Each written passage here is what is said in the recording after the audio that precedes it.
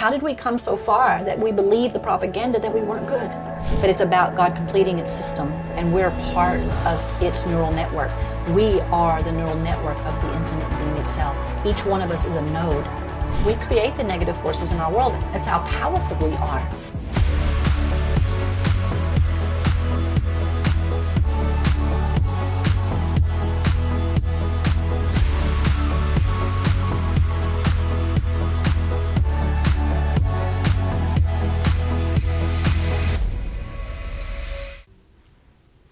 Oh, hi!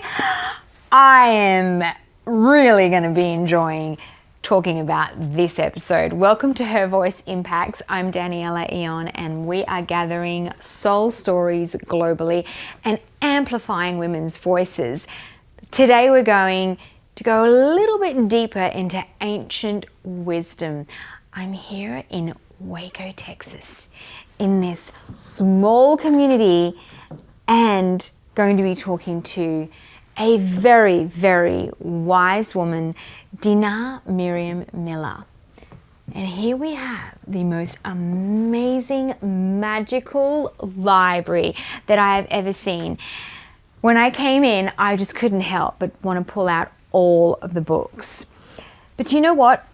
Today we're going to be diving deep into subject matters that are important about the masculine and the feminine energies. What is all of that? What does it all mean? Dinah's going to go deep into that, and also consciousness, creativity, and how are we operating in this world right now as we are experiencing massive cosmic shifts, things that are unexplainable, but she's going to go into this whole realm of how we understand ourselves as human beings, as creatives, and also consciousness. I really want to know what consciousness is and how we tap into it more and receive apparently these downloads that she keeps talking about. Her Voice Impacts wants you to sit back and enjoy something very different. Welcome to Her Voice Impacts. I'm Daniela Ion, and today is probably one of my most exciting days because I am in Waco, Texas with a very, very special woman who I believe has been hidden for a reason, because her ancient wisdom penetrates every cell in your body. And I am going to tell you that this episode is probably going to blow you away with some of the ancient secrets and very, very in-depth understanding of the masculine and the feminine and where we are right now in the world. I'm here with Dinah Miriam Miller. You're not my teacher, you're my beautiful friend. Thank you. And someone who has touched my life. And I really, really want you to touch the lives of the women who are going to be listening. And first and foremost, because I know once I start talking to you, it's all going to come out real quick.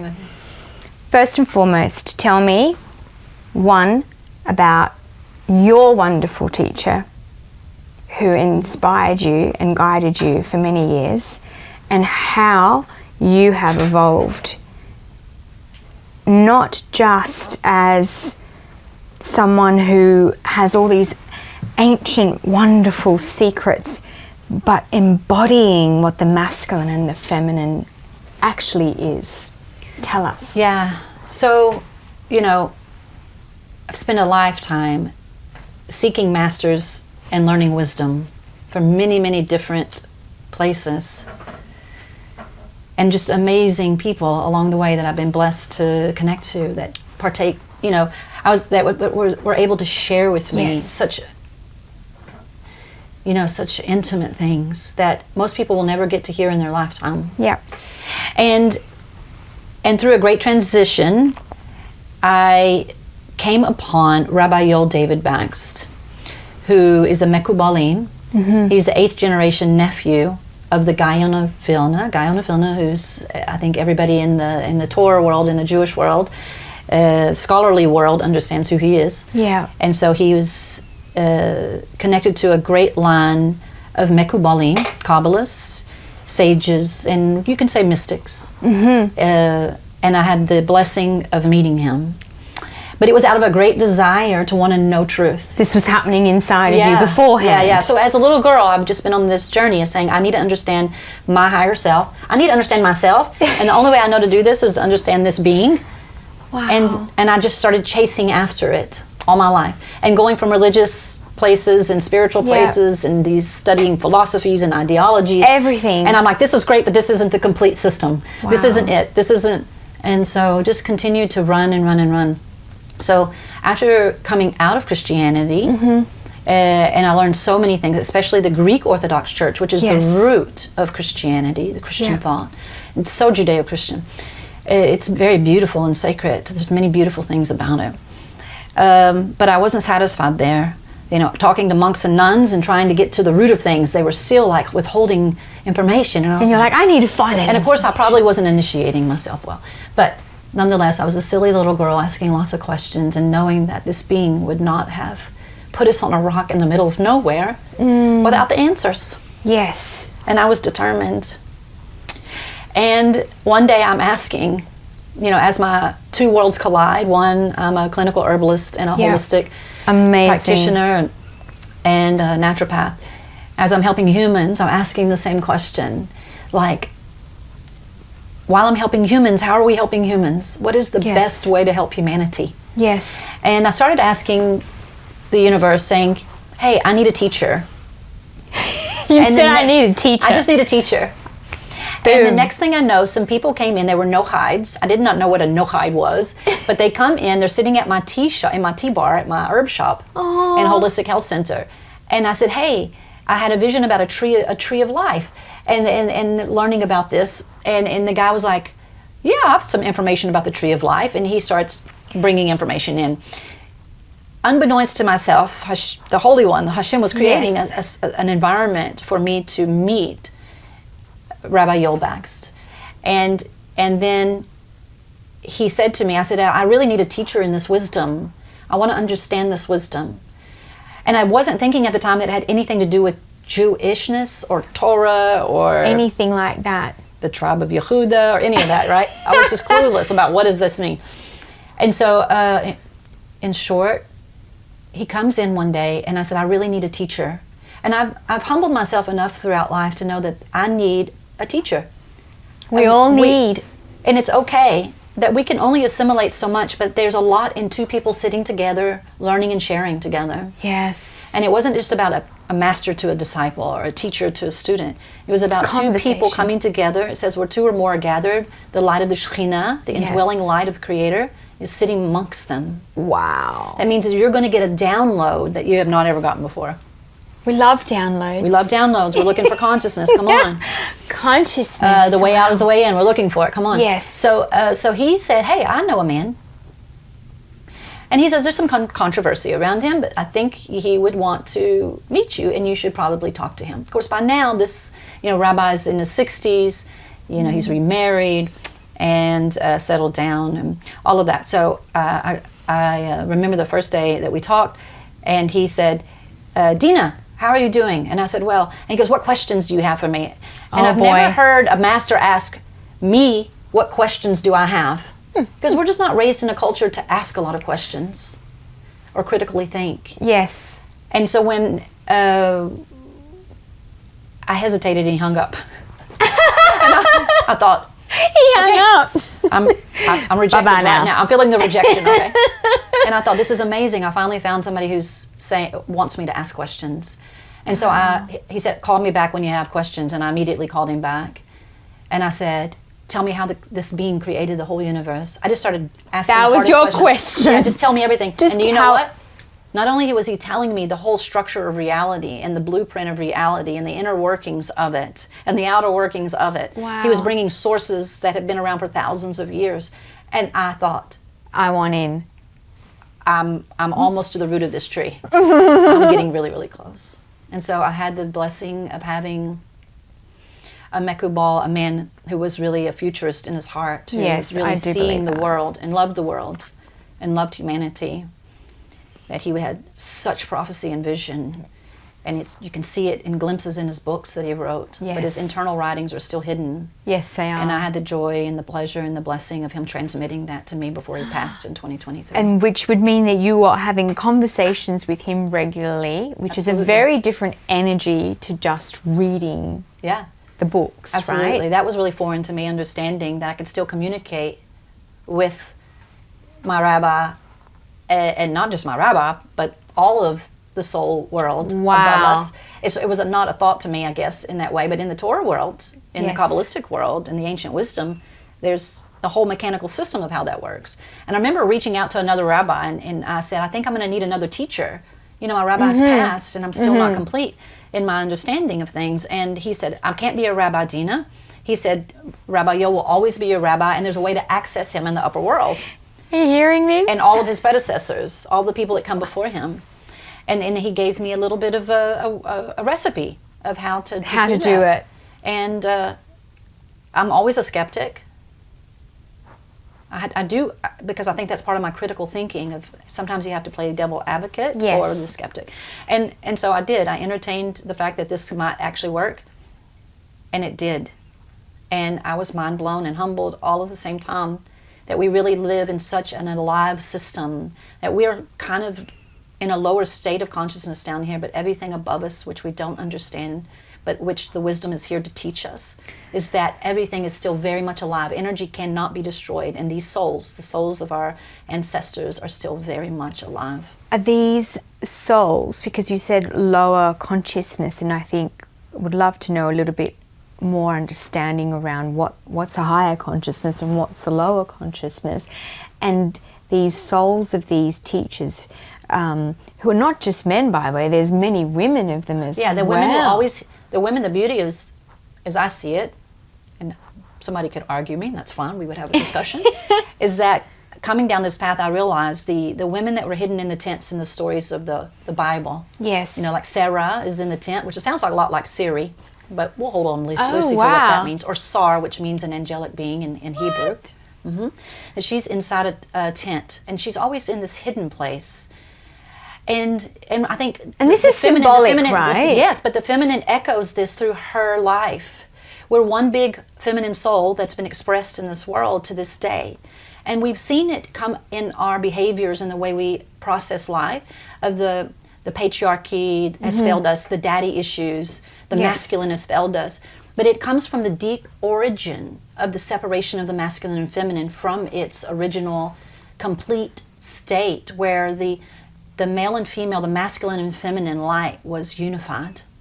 So they're all one. And so as that consciousness split, we began inheriting the feelings of the masculine energy abandoning us.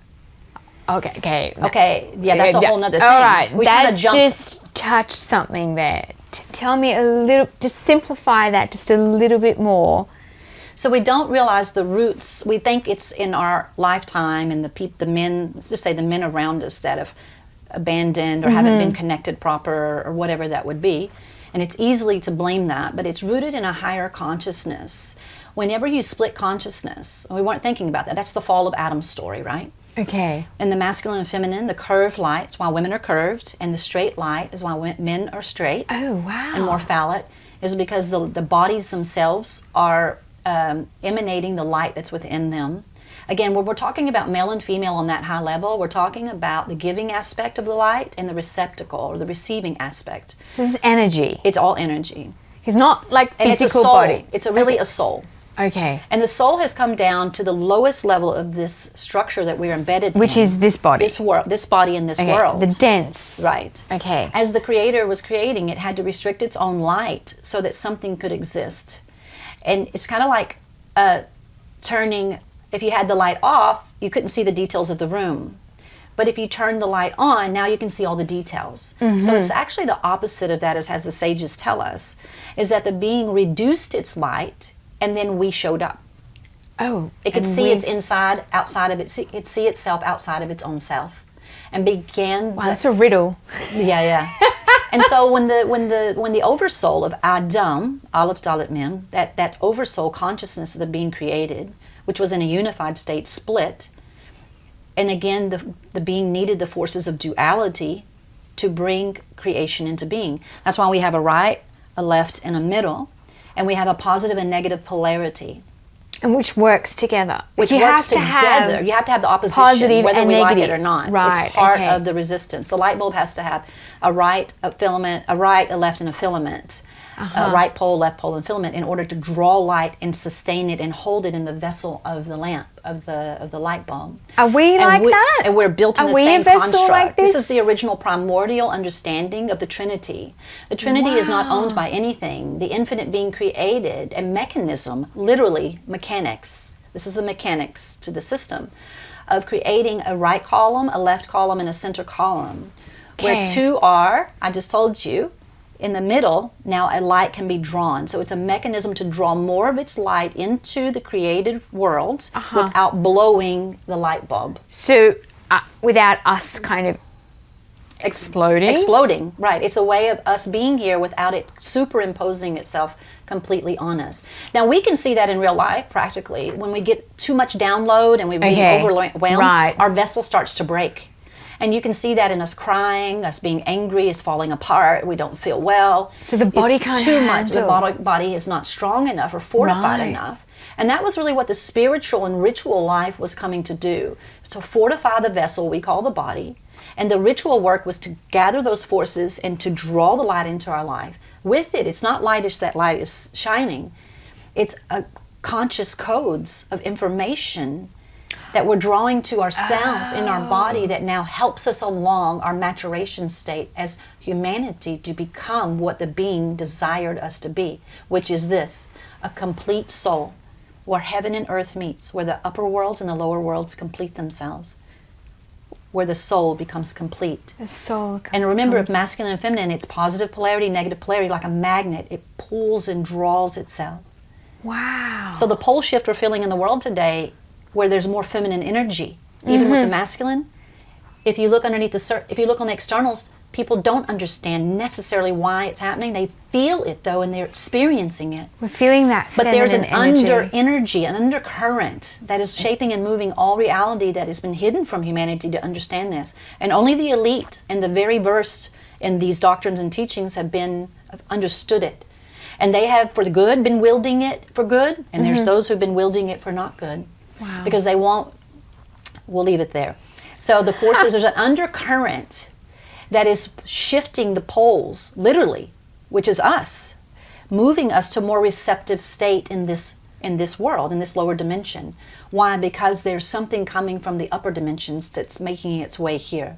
You'll hear it in all ancient wisdoms of the 7 major cultures. Okay, you'll hear this yin-yang, the masculine and feminine, the upper force and the lower force, the upper world, lower world, God up there, down here, as heaven above, and earth. so below. As above, so below. All of it's coming out in this language. But it's the whole point of the being creating the system was to have all of the multiplicity inside of unity.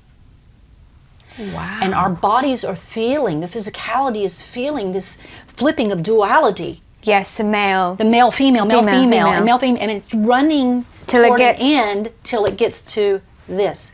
And you're already what seeing, is that called? Because they're it's an facing androgynous state. It's an androgynous state. And this is such a sensitive topic because you've got people really utilizing what's happening to the human right now and preying upon it to make money off of it and to exploit it. When the powers that be know what's happening in the soul, the inner soul is trying to dock literally into our docking station, and we're going through a transformation because for those who know Kabbalah a little bit, from Yesod to Malkut, the light is transitioning from the upper world to our lower world, and in that we're all transforming and transitioning, hence the word trans. Because anybody immediately, last 6 years you didn't hardly hear about it. All of a sudden we're going from from bi to tri to polyanthromous. This is not to degrade anybody. This is the beauty of the soul converging. Of the transformation. The transformation of what humanity is going through. And then all of a sudden on the street you have transing, and people are like, am I this, am I that, cut this off, add that on, da-da-da-da-da. So we're in a state of trying to just transition come back to the original state of Adam. Wow. Which is, Dam means blood, and Aleph is a spiritual aspect. So it's basically the spiritual aspect of God being manifest in the flesh. So it's not saying Adam a man. No. Adam is male and female together simultaneously. But we're not just going to an androgynous state. We're moving through that. We're becoming male and female in our soul self, and the body will begin reflecting. If I can walk out, I don't get out much, but when I do, I can look at humanity, especially the younger children, and they do. They have the most beautiful androgynous look. Wow. They're male and female both, and I can see it exude from their countenance. And I think I resonate because it's so symmetrical. Really? Because in the beginning, everything was symmetrical. Everything got a little asymmetrical. That's how we get in our trouble. We get a little sideways. And then that's the error, the sin. I don't like sin. The word sin in Hebrew means chet. Like an error was created in order to create us, to come out of a symmetrical state. And now everything's trying to go back into a state of symmetry. But then there's forces that are working in the world to keep it in a polarized state. And they're using social media and the propaganda to keep us polarized. But it's still the forces above will have their way, and they're pervading and pushing upon humanity, and it's going to continue until the transformation continues. So we have to go through this inner work, wherever you might feel that you can get that inner work, do the inner work. Do the inner work. Meaning whatever souls don't have color, souls don't have flesh. So we have to get out of that mindset they're forcing us to go into. Really got to get out of this whole idea that we leave with this body. Right. Like there's... Yeah, and the body itself is being transformed. We're at the weakest state of humanity right now, and everybody feels it. We're doing everything to keep the meat suit, I call it. Even though the body is very precious to the Creator, it's not the end game. And we are going through great transformation. That's the pains, and that's everything our bodies are feeling today. I think that a majority of the world would say, we're here. We're doing everything from the moment we get up to the moment we go to sleep to try to figure out what we put in our body and expose our body to keep this thing going. Yes. While we're in the process of receiving some of the greatest consciousness that man has not seen since the beginning of primordial time itself. I want to touch on this because consciousness is a word that is being overused everywhere. I agree. And talking about it. I want to know the truth about what consciousness really is and how we tap into that without our vessel exploding. Yeah. Because if we ask for too much of it, I don't think we'd be able to sustain. You can't. So let's just go to the plant world and use it as a model. Oh, I like that. Plant. So everything in this world has been built to be born in a seed state and to elevate to a level of maturation. Trees, grass, animals, us. When the being created the system, it had to start in a compact state and then unpack itself. It's like a pop-up shop. It opens up and then it goes back to a seed state again, in a sense. Okay, but we are following that same pattern. So if a plant is not supposed to be in the sun too much, it withers and dies. Yes. Right? So this is too much of consciousness coming in because the plant itself, through adversity, we need the adversary of the adversity in our life. So when the wind blowing on the plant and the rain coming and all of the, this is a little plant. But he's going through adversity and it's making it stronger and more resilient, and it's making it stronger and more resilient, and it's continuing to grow and know. And just like the great trees are doing the same thing. We're a tree in the field. It says that we are likened to the tree because us and the tree are very much intertwined through our breath, which is a very powerful subject we're not going to talk about now. But what is consciousness? Yes. It is literally we're sitting in it. We have access to it, just like we have access to the world. So it's invisible. It's absolutely etheric, wewhatever you want to call it. We're sitting in it. All we have to do is access it. But how do you access it? Yeah, ask the questions.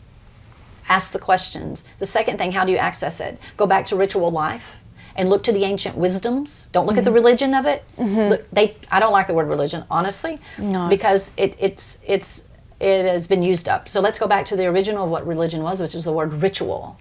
See, ritual empowers the feminine and the masculine who partake. Religion is just repeating patterns. So if you're religious, that means we're all religious. We get up in the morning, brush our teeth, go make coffee, eat things. That's religious. But it doesn't have any kind of... It's a piece of a greater puzzle of consciousness. So if we look at spiritual life is the way to go from an immature state to a mature state. Right. We're constantly praying, meditating, studying new things, learning about ourselves, and we're growing and knowing. The ritual life is drawing forces. So the old wisdom, our wisdom is we do rituals all the time through our holy days and our meals and everything. Yes. And we're drawing more light is what we're doing into the world by using bread and wine, which is something you see across the board. But it's drawing consciousness, not what consciousness is available here. It's drawing new thoughts, new information from what we call the Ein Sof, which is the potential state of infinite being. It's actually a place we can access, draw potential infinite possibilities. We can tap into that and draw it into our world. We gain consciousness through books and through social media. Yeah. This is gaining consciousness in real time. You are greater than the artificial intelligence because you're Adamic intelligence. You're the real AI. Don't let them dehumanize us. I've never heard of that. We're the one who real created AI. The artificial intelligence. We are quantum beings, but we don't know it. And that's what's trying to light upon us now. We've been misled in some way, or just not given enough. There's a good side and a bad side to this dual world we live in. One side of it, there was a reason why we had to stay in the masculine and feminine energy, and things needed to be duality, in a state of duality and polarity for God to finish creation. We're never asking, what is this infinite being doing with this universe? And why are we on the rock in the middle of nowhere? Yeah. It had a mission and a purpose, just like we have a mission and purpose in life. Right. To create and to complete that creation. And we were the final product of that. We were thirst and thought. Its desire was this world. And you'll see the attack on the earth. And you'll see the attack on this nothing. They don't have to make us believe this is really nothing when it is everything. Really? And we are everything. And we have the power to go beyond quantum. How do I know that personally? Yes. Because the way my rabbi trained me to critically think and learn is that now, and through the rituals of old, I don't want to say religious beliefs, but the old ancient wisdom, they all knew how to draw this light and this consciousness. And is that done through physical things? It's done through physical action, thought, word, and deed.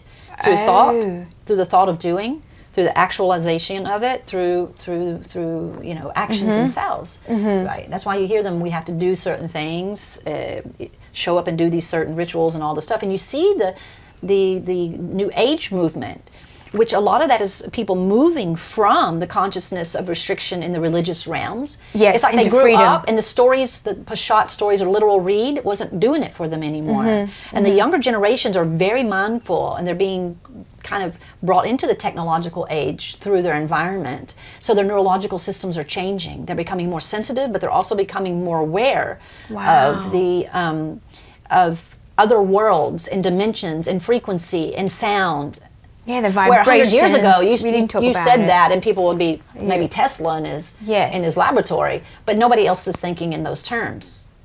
You see, the underpinnings too, and I call it the backside. They've known about this world for a very long time, primordial actually, but now it's lighting upon us, and so you have the young generations now that are wanting to.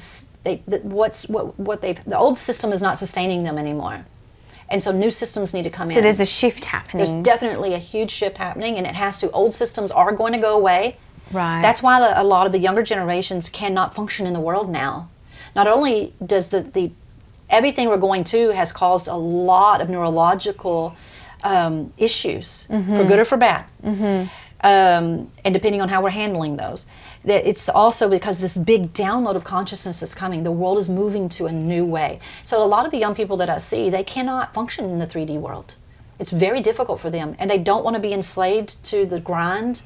It's winding itself down, but nobody understands what it's going to, because the religions, as we understood it, don't have the answers. And the truths of the matter have been hidden. Why are they hidden? And again, like I said, one side of it was to continue to keep creation in its process, its maturation state, until it's not. And then you have people in the world that realize, I want to keep it in a state of war. I want to keep it in a state of duality. Separation. I want to keep the male and female away from each other. Because once this complete soul comes, this complete consciousness that we've all desired to know. And why a lot of people leave religion and go to what I call the New Age movement, because they're trying to be empowered again through Elohim, through nature. Crystals, tarot, which really means to Torah. Energy work and all this other stuff. Those are gifts to you that have been hidden. But then we were told to stay away from crystals and stay away from herbs. Told to stay away from basically everything. But those are the everything. 4 kingdoms of Hashem. Those are the 4 kingdoms of the infinite being. Why would and it says in the Genesis, every day was good.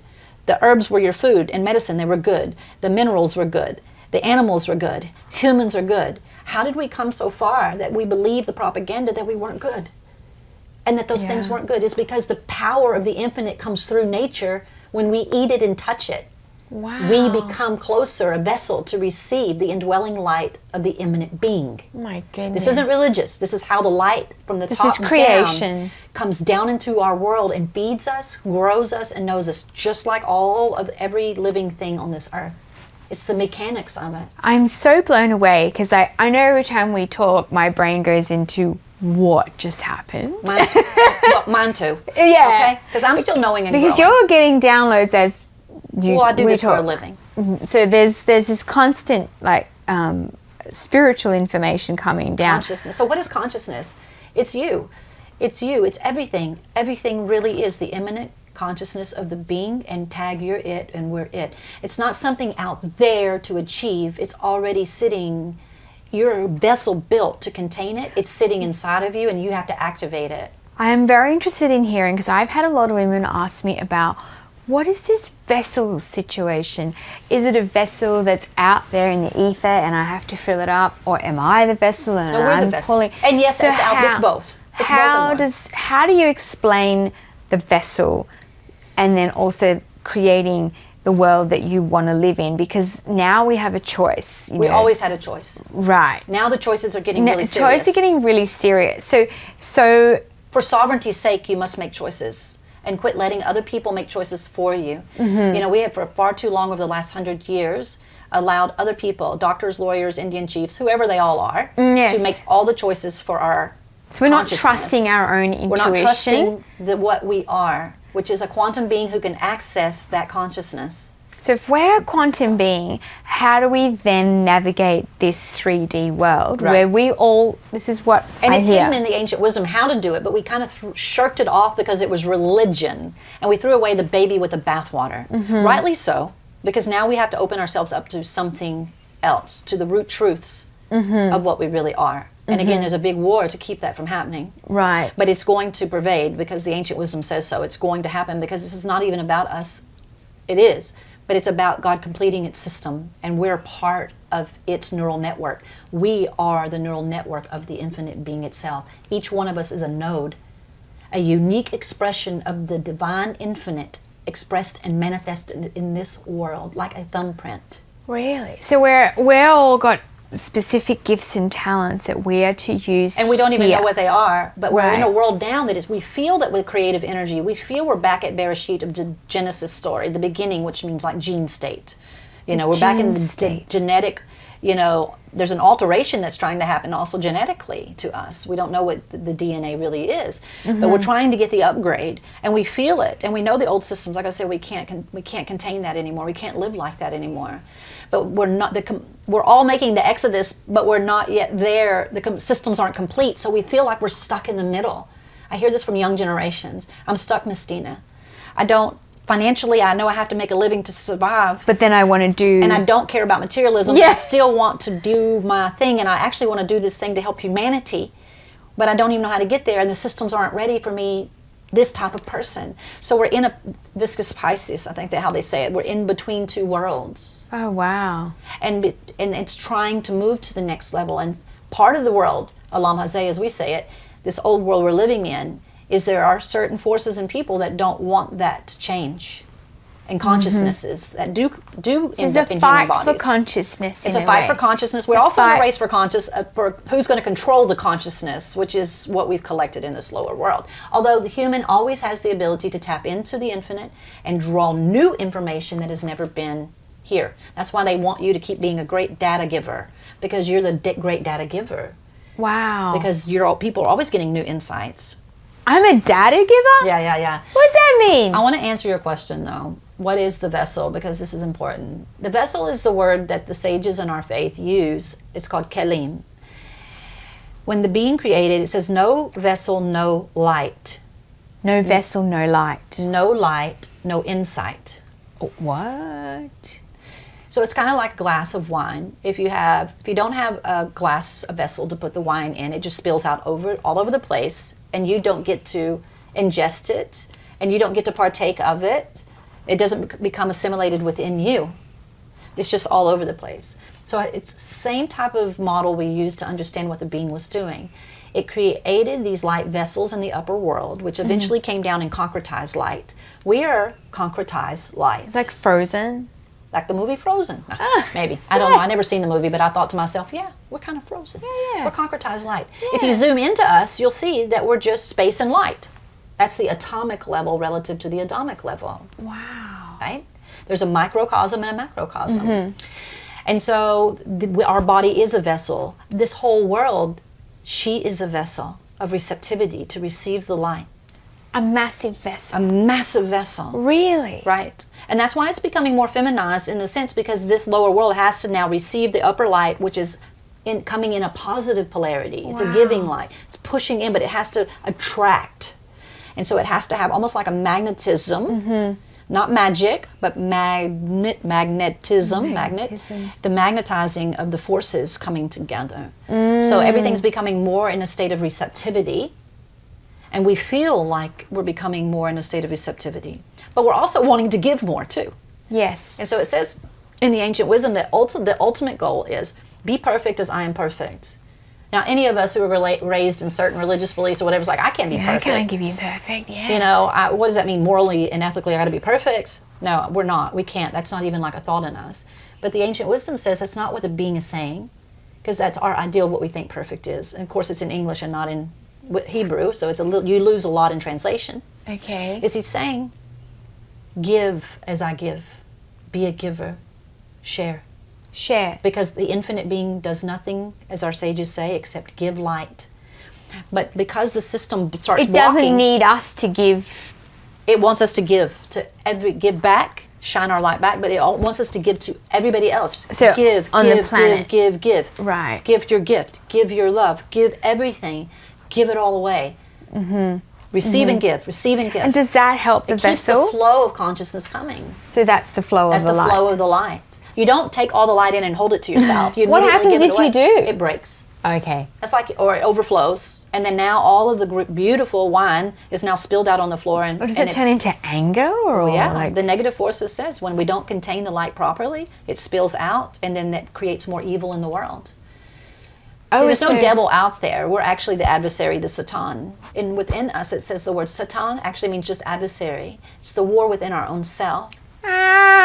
And we create the negative forces in our world. That's how powerful we are. See, we don't understand the power of our speech, that it puts out a frequency and does destruction. Literally, we do not know the powerhouse that we are. Although there are people in this world that do know how powerful we are.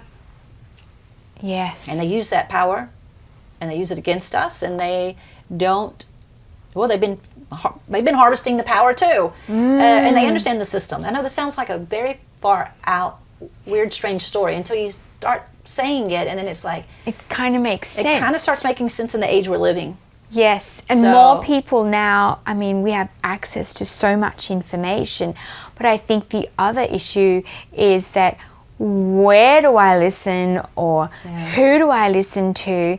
And then these hidden ones, which I call them, are starting to pop out, and they're coming out with resources that we haven't ever heard of before. Yeah. So it's like we've been told one thing, but that's all shifted now. Yeah. So in your position, because I mean, I feel like you have a certain level of responsibility Absolutely.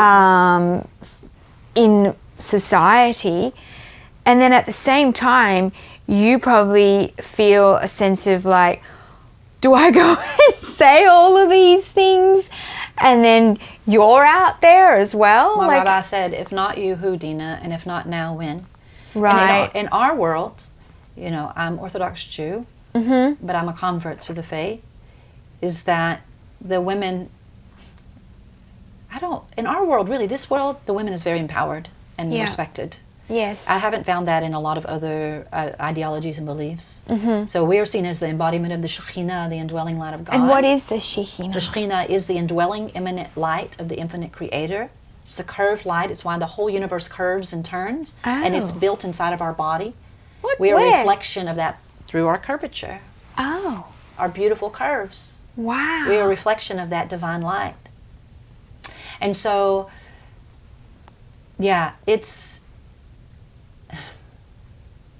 very. it's a big responsibility. It So is. my rabbi said, if not you, Dinah, who? And in our world, the feminine is coming forward. Now, the feminine came forward in the early 1900s, late 1800s, kicking and screaming, and she should. It was part of her coming out of the tent. But what she didn't understand, that she was an oracle. See, Oh. Sarah, back to the story, Sarah was really the oracle in the tent, and Abraham was running to her. It says, listen to the voice of your wife, Avraham. What is the voice? It says, Bachala. In Hebrew, that's the Kabbalah. She's the oracle. He was running to her to get wisdom. And he said, make me some cakes because we have angelic guests. What are cakes? They're made out of seed state, the grain itself of life, the seed state of consciousnness. What?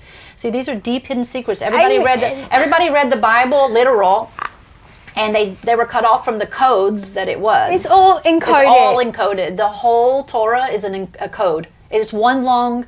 Now that we know what coding is, because my son's a coder. Okay, zeros Now and we ones, know zeros and ones. Yeah.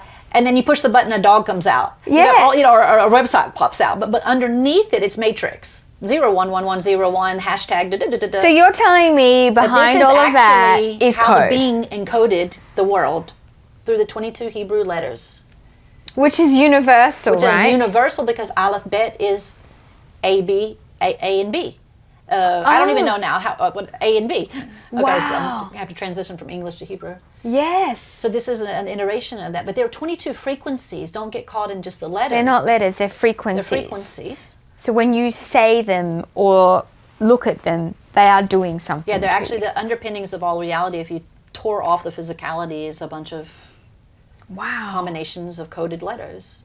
So when you say the Torah, because like many people are like, well, that sounds like the Bible, and I don't want to get into. Yeah. I wouldn't either. I wouldn't believe. I wouldn't believe in most people's God, and I wouldn't believe it either. This is what I tell people when they tell me that. What is the Torah? It's the name itself tells you. Torah, aura, light, like an aura. It's the Wow. light. It's the light codes of all of creation. Ah. And this is why religions came out of it. And this is why they now want to destroy it and the people that are attached to it, because there's a focus to destroy the light itself. So we are light, We are light, and we are in, I would say, in a relationship or in some kind of Always, connection to never the not. greater. always, never not, no matter what anybody tells you, you can't escape the system. We are embedded in the womb space of the being itself. Wow. We're in space, right? Yes. Let's say it's kind of a womb space. Although, one of the great scientists, astrophysicists, said that we're really in a black hole. So maybe so. Oh, goodness. Yeah, there's a whole nother class. But anyway. So when you explain these stories, and I think this is how it was portrayed in the days when they were orally speaking, right? They were giving the... yeah, there was nothing being written down. Everybody was talking about it. So it's symbolic. These are symbols. Yeah. It's the language of the upper worlds, the symbols. And how do you learn those things? Like, is that something that was taught to you? The Israelite clans had known it forever. Now all we have is the tribe of Yehuda, Judah. Mm-hmm. Well, they call them Jews, but it's really from the Yes. tribe of Yehuda. There's no J's in Hebrew. Okay. But there's the remnant, kind of, if you will, of certain souls that are here. But although there's an argument that there's 10 tribes all over the world, that are part of the 12 clans of Israel, the 12 tribes. And we also know that the 12 tribes, in no uncertain terms, are the 12 zodiacs.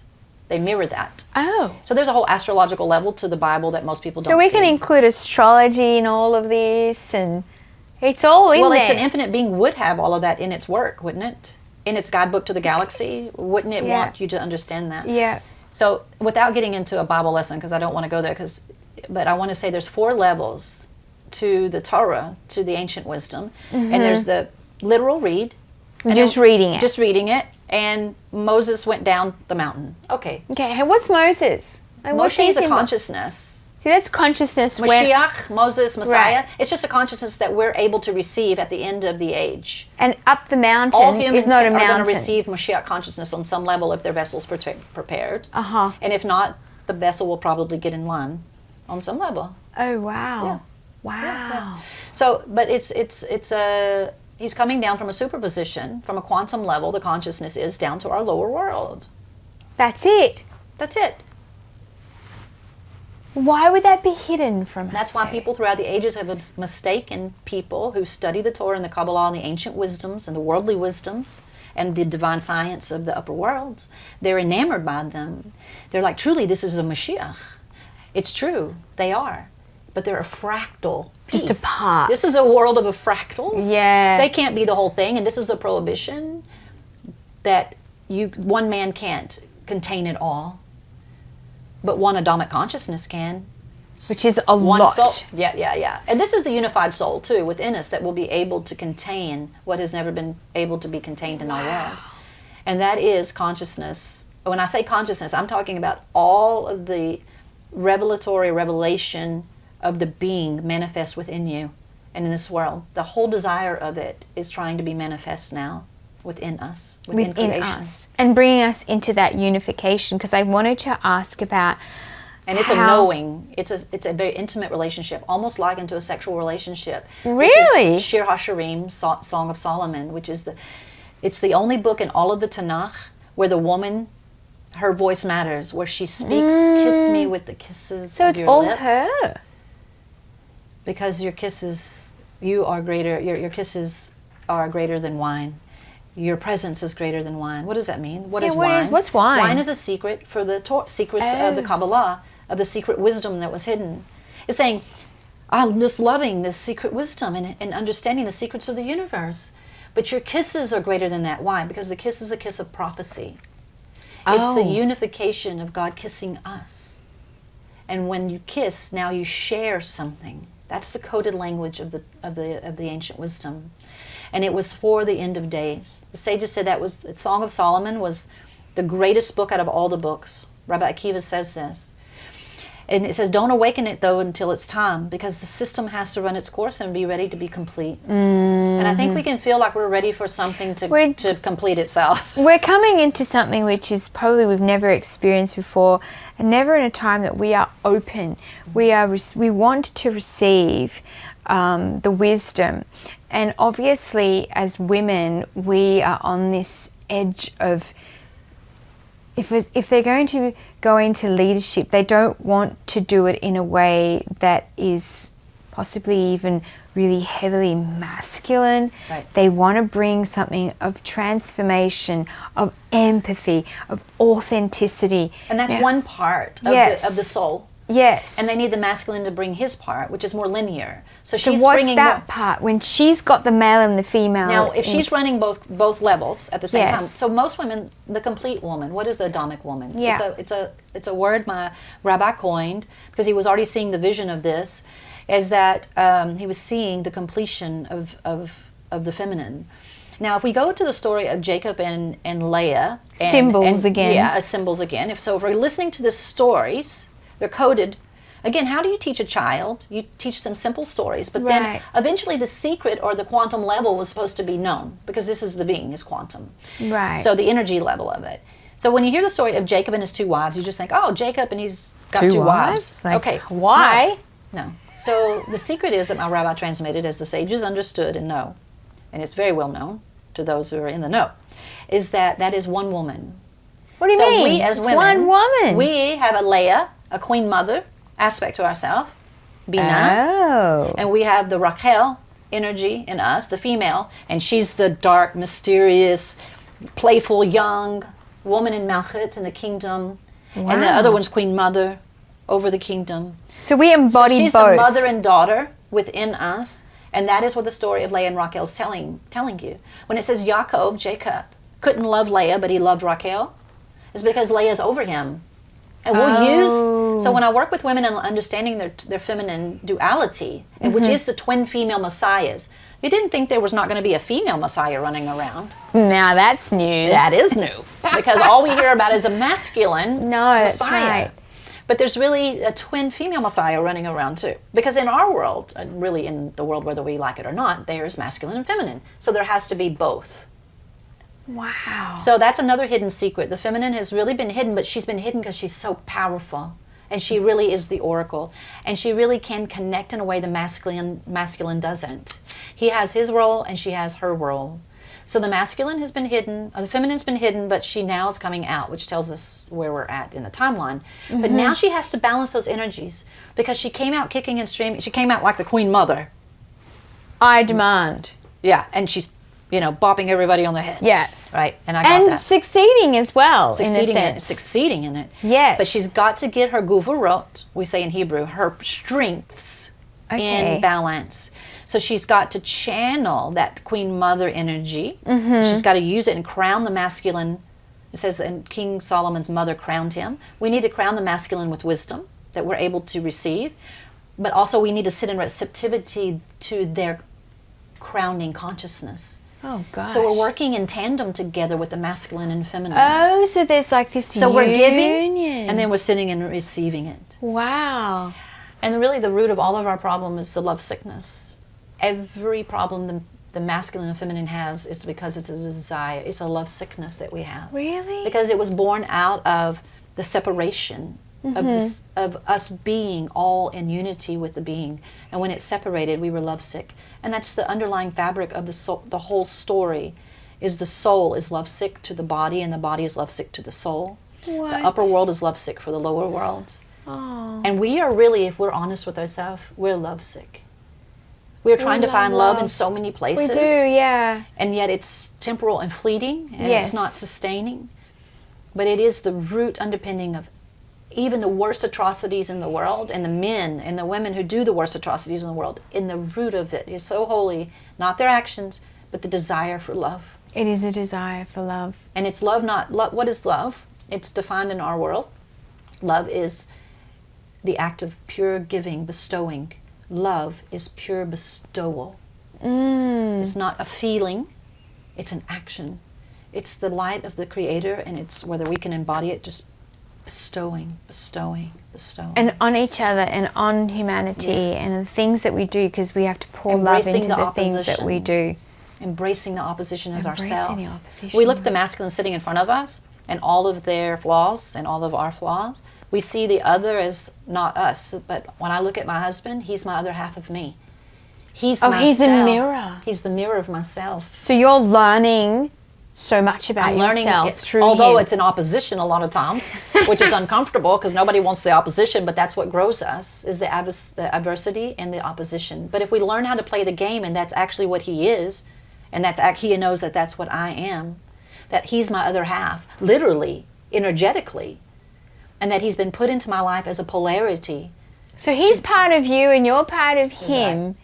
So we're all kind of part of each other? Yeah, but that's because the illusion that we're separate. We're not separate. And then when the opposition comes, we don't have the trade skills, if you will, because nobody's teaching them anymore, because they're hidden in the vault, of how to deal with the masculine energy in its oppositional state. And the men don't know how to deal with the feminine in their oppositional state.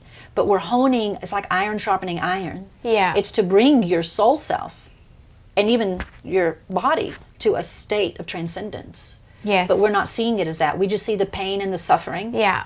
And we see the rejection, and then they reinforce it in the social media, so that we're not Constantly actually understanding what the two energies are doing, which are two meat suits, it looks like to us, right? What the two souls are trying to get at. It's really the two souls that are trying to get together. It's really interesting because that's the whole soulmate thing. you hear the stories of, well, he treated me like this. Of course. And then I went, that's And we're done. I reacted. And then I've gone in another relationship and then same thing. Because we're repeating patterns because we don't understand, we're not making corrections within ourselves, called tikkunim, corrections within ourselves. So wouldn't you prefer to stay with the person and you both are working Well, that was the old thought. through- That was the old thought, that you might as well stay with the person and let them refine you. Right. And learn to play the game with them. That's But then me and you my move- husband's life, because we're so opposite. But you're learning from If you see each my other. husband, you would understand. But we're so opposite. But yeah, when I look at him now, I'm like, you're my other half, and I've got to learn who I am through you. Yes. But it is a mutual respect of understanding that these are things that need to be, we need new complete, when I say complete, we need new systems of marriage counseling, of the marriage within us. The marriage, within. When I say marriage, I'm not talking about, I'm talking about the unions. We need new understanding what unions really are. Wow. From a transcendent state, and what they really are. We don't understand the energetic underpinnings of how they're moving and shaping our lives. And we'll reject and run, when in the whole time the opposition was trying to refine us. So we need to learn to step in and how to approach And stay the there. masculine and feminine. And go through it. And stay, not always going through. There's Okay. levels, but I think what we think is abuse today is because the sensitivity of the neurological system of the neural network of humanity is that we've mistaken opposition for abuse. And so we need to start redefining what opposition is and how necessary it is. Because that's like the grass saying, the rain's abusing me. Okay, calm down. The rain has to come in order for you to grow. And if it stops coming, you'll die. So there's something off in our consciousness that we're not being able to calibrate properly. But it's because we're being pulled by too many ideologies very quickly on the social media. And we latch onto it because it sounds good to ourself for self alone. But it's really just fortifying self. Our algorithms really like to fortify our own self-belief. And then next thing you know, we're just in a pool of our own self-belief. And your own universe. No and no new one else's. information is really coming in. No. We're just regurgitating other people's information. E. It's okay to listen, but we're not actually assimilating either. No. Gosh, what We're in the world we tree live of in. good and evil right now, the tree of da'at. In Hebrew it's da'at, but it's really the tree of data. Data. We're in a sea of data, and in nobody the- knows why we're in a sea of data, but we're back into the bear sheet, the Genesis story of don't eat the tree of data, Chava, Eve, because if you do, you'll die. Although we didn't. But we're reliving the story right now, because does anybody else want to know why all the data centers are blowing up everywhere, using all of our resources in the world, sucking the life out of this earth, and nobody's understanding, right? No. The phenomenon. See, the ancient wisdom teaches you to understand why things are moving through geopolitically, why things are happening the way they're happening. You have to look at everything. You can't just look You at have to one zoom thing out and and say, look. okay, this is what I'm looking But again, at. we weren't started out in our we weren't started out in our consciousness when we were young learning these things. We tried to reach them through religion and spiritual life and New Age stuff, whatever. We tried to find the consciousness. We knew we lost it, but then we were only finding pieces and parts of it, and then it wanes, kind of like the moon, and you're like, okay, and it's like, but we're not really getting where we know we should be. We're at that level now, and I wanted This to is why ask. the wisdom has to come. The wisdom has to come, and wisdom comes with this thing that I was looking into, the 99% reality and the 1% Yeah, we're just in reality. the sages say we're in I a love 1%. this. Yeah. Where we have to live out of the 99%. Yeah, we don't realize because we're hearing that we live in a dimensional world now. String theory, Kabbalistic models. Our school of thought uses a lot of scientific models to understand what the ancient wisdom was saying. And so, we're living in that time where now we understand, it's dimensional. And what is that, But though? we really aren't really understanding that relative to our soul self and to our everyday working out life. And it is very relative, and it can be very very practical. But yeah, we've got all the models here, the scientific models, but we don't necessarily have the how to connect that stuff now. And we don't even think that could be connected to the ancient wisdom of the Torah or the ancient wisdom of humanity itself. Right. And then we don't think that we're connected to any of those 99% realities. We're living, it says the sages, in a 1% reality, this lower world. That's not And a lot. we all know that's not complete. We can feel it in ourselves. We understand that. It's why we're working so hard to try to complete ourselves, because the system's not. Wow. But it says there's 99% reality above us. And that's what the spiritual life was trying to do, was to get you to less ego, make a space place for more light and consciousness. Okay. To move up, to elevate, to go up. So we are to go up. Yeah. The original systems were built to help you raise in consciousness, to go to a very high level of understanding what you are and what the world is. It always was so. It's part of the mechanism. And it's going that way now, whether we want it or not. We have to get to that next level. We have to go to whole systems, complete. Song of Solomon. Solomon in Hebrew, Shlomo, like the Shulamite woman, the word itself in its root essence means complete. Right. I need to be complete. So The that's systems what need it's to be saying. complete. The system needs to be complete. So let me give you an example, and I may ruffle feathers with this, but I can't help it. So I went to med school also at Baylor. So it's an incomplete system, the allopathic model of medicine. Although it's been superimposed on us that it's a complete system, but it is not. So The elements were complete taken system out. is all of the wisdom of medicine and healing that is throughout our world, that has been here for thousands of years. That is complete. So if you walked into, wouldn't this be wonderful if I could do this? Beheading the first holistic, literally, medical system, the complete Wow. medical system for humanity. Not allopathic minded, but holistic, whole systems. And that's where the system we're running to. Where you could walk in and you have a backache, and this is what you say to the lady at the front. I have a backache, and she says, well, I have a massage therapist, a body mechanic, an acupuncturist, an acupressurist, An energy a pain healer. management person. Which one would you like to make an appointment with? Hey, I think I'll just get a massage and see if she can work it out first. Yeah. I'll jump to the pain management if it gets too bad. But you have options. You're living in a world of possibilities, but they've made you feel like it's impossible. Yeah. It's not the truth. It's the hidden wisdom. And it's trying to come in now because the being desired all of mankind. It's called the Yes. 50th gates of Bina, of the Great Mother, wisdom, for us to be able to access. Now, we feel healing. empowered by accessing the da'at or the data on social media and ChatGPT, but it's still found wanting. Right. It's not complete. That's why it says don't eat the fruit until it's ripe in the garden, because you're eating unripe, something We're that's not ready. not ready. We're not ready to hear or But to... we're working on it, and we're moving very fast to do that. Wow. Wow. And I think all of us are tired and we're ready to receive. We're ready for an upgrade. Dinah, tell us how more women can find out more about you. Yeah. And I know that you have launched a school. Yeah, I have a school. It's called The Arc. And it's very small right now, and it's just me stepping out into it because I have a lot of obligations. Yes. Students. So I see Yes. students in groups. I see private students. I have majority Yeah. of my students are private students that come to learn. I do want to teach more groups. I think they go back to their homes and their places and share the information.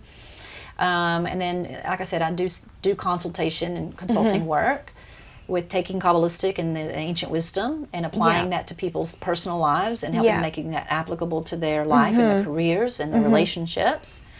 And then of course doing naturopathic medicine, Which you have which people I've been doing that coming for in 25 years. every day. They So come. I kind of do all of those things. Wow. So yeah, I'm open and accessible to that wisdom, and it's a cumulative wisdom over 54 years of really chasing these complete whole systems and wanting to be able to embody it and live it so that I could share it with Wow. humanity. And coming into the beautiful. Kabbalah, whether my rabbi knew it or not before he passed, that was also bringing me to another form of complete wisdom. Mm-hmm. And just because it's housed in the Torah and it's kind of, in the Jewish world, it's really, it was like in safekeeping for a very long time.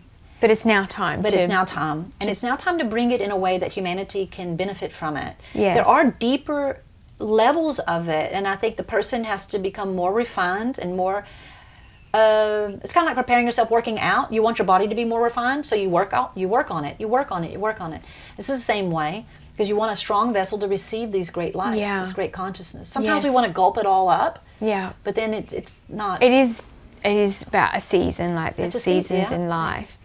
And because you have been doing this in a kind of a hidden aspect, and even how I came across you was very strange. It was not. Most people that find me, it's weird. Yeah, because I'm just weird. a little. I always feel like this little silly girl that's living in East Waco, Texas.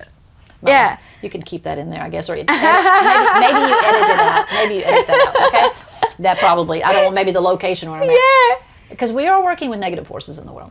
Yes. That probably don't want a lot of this wisdom to come out, and then maybe a lot of them do. But yeah, I feel like I'm a silly little girl, just loving God and Torah, and just exploring the world. Yeah. And then People find you. people find me, and I'm like, who am really? I do. Who am I? At the end of the day, but then I'm so grateful for, the people that the Creator brings into my life, because I just know that we're going to do something amazing. It's absolutely time for I'm it. going to share what I can with them, and they're going to go back. Oh, and you've got so share much. stuff. So much. And I love that you... And I want them to become sovereign beings. I want everybody to hear this. Amen. I need humanity to become sovereign. Tell us the message. Yeah, I need humanity. The desire of the Creator, and because I work in that realm so much, is for sovereignty. It is a secret hidden in the story of King David. It is the sovereignty of God's consciousness coming to humanity, becoming one. It says, and on that day I will be one and my name will be one. And we're the names. We are. Everything down here has a name. And so my greatest desire for humanity is to become the sovereign being that this Creator desired her to be. Wow. Thank you so much, Dinah. Thanks. What a beautiful soul, and I am so blessed to have you in my life and to be able just to impart on the journey that we're in. Exciting times. In this cosmic world. Yeah. That this has just been truly a magical time. Thank you for having me and doing this, because I wouldn't have done it on my own. I know that, and I knew that the time would come when we would be able to just sit here and do it and actually affirm this now, like it's happened. And it's going to be amazing, and I cannot wait for everyone to tune into this episode. Thank you for having me. Thank you. Thanks, everybody.